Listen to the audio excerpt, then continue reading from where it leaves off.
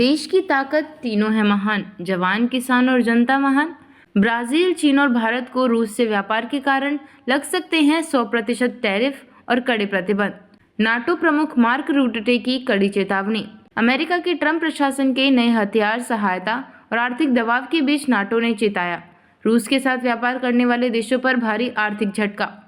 नई दिल्ली, वॉशिंगटन, 16 जुलाई 2025। नाटो के महासचिव मार्क रूटे ने बुधवार को अमेरिकी कांग्रेस के सदस्यों से बातचीत के दौरान चेतावनी दी कि ब्राजील, चीन और भारत जैसे देशों को रूस के साथ जारी व्यापार के चलते दूसरे दर्जे के कड़े आर्थिक प्रतिबंधों का सामना करना पड़ सकता है, जिनमें 100% तक के भारी टैरिफ शामिल हो सकते हैं। यह चेतावनी ऐसे समय आई है जब अमेरिकी राष्ट्रपति डोनाल्ड ट्रंप ने यूक्रेन को हथियार देने की अपनी नई योजना का ऐलान किया है और रूस के खिलाफ व्यापार करने वाले देशों पर दांत नुकसान पहुंचाने वाले सेकेंडरी सेक्शन लगाने की धमकी दी है। ट्रंप प्रशासन ने रूस यूक्रेन युद्ध में शांति की दिशा में 50 दिन का वक्त दिया है, जिसके अंदर कोई समाधान नहीं निकला तो रूस के साथ व्यापार करने वाले देशों को भारी कीमत चुकानी पड़ेगी। रूटे ने किया साफ संदेश। रूटे ने कहा, यदि आप बीजिंग, दिल्ली या ब्राजील के राष्ट्रपति हैं तो यह वक्त गंभीरता से सोचने का है। अगर रूस ने शांति वार्ता में गंभीरता नहीं दिखाई तो यह प्रतिबंध सीधे आपके देश के व्यापार और अर्थव्यवस्था पर भारी पड़ेंगे। कृपया पुतिन से कहें कि वह युद्ध खत्म करने के लिए गंभीर हो, नहीं तो यह आपकी सीमाओं तक पहुंचेगा। उनका यह संदेश उस समय आया है जब ट्रंप ने यूक्रेन को भारी मात्रा में नए हथियार देने की घोषणा की, जिसमें मिसाइल, गोला बारूद और उन्नत वायु रक्षा प्रणाली शामिल हैं, जो यूरोप के देशों द्वारा वित्त पोषित होंगी। अमेरिकी सीनेटर का चिंता जताना।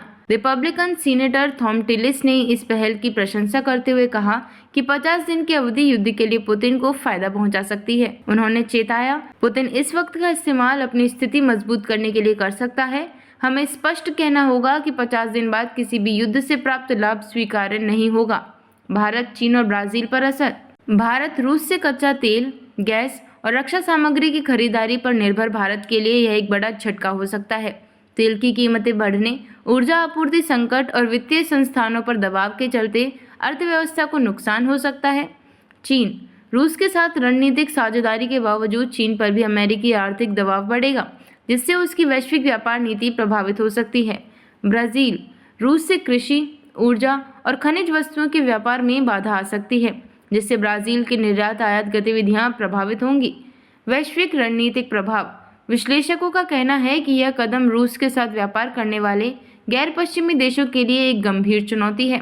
इससे वैश्विक आर्थिक संतुलन बिगड़ सकता है और विश्व ऊर्जा बाजार में अस्थिरता बढ़ सकती है। विशेषज्ञों के अनुसार भारत, चीन और ब्राजील को अपनी विदेश नीति में संतुलन बनाए रखते हुए रूस के साथ अपने हितों की रक्षा के लिए नए विकल्प तलाशने होंगे। यूरोप की भूमिका। रूटे ने बताया कि यूरोप यूक्रेन को हथियारों की आपूर्ति के लिए आवश्यक धन उपलब्ध कराएगा। नाटो और यूरोपीय संघ मिलकर यूक्रेन को युद्ध में मजबूत स्थिति में लाने के लिए काम कर रहे हैं। उन्होंने कहा, यह हथियार आपूर्ति न केवल रक्षा के लिए होगी बल्कि आक्रामक क्षमता के लिए भी होगी। रूस की प्रतिक्रिया। रूस ने इन चेतावनियों को राजनीति से प्रेरित और असंवैधानिक करार देते हुए कहा है कि ये प्रतिबंध दोनों पक्षों के लिए विनाशकारी साबित होंगे। पुतिन प्रशासन ने चेताया है कि सैंक्शंस रूस को पीछे हटाने के बजाय और ज्यादा निर्णायक बना देंगे।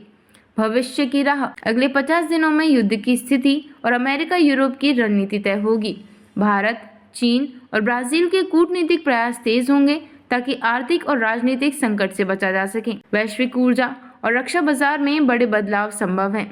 निष्कर्ष।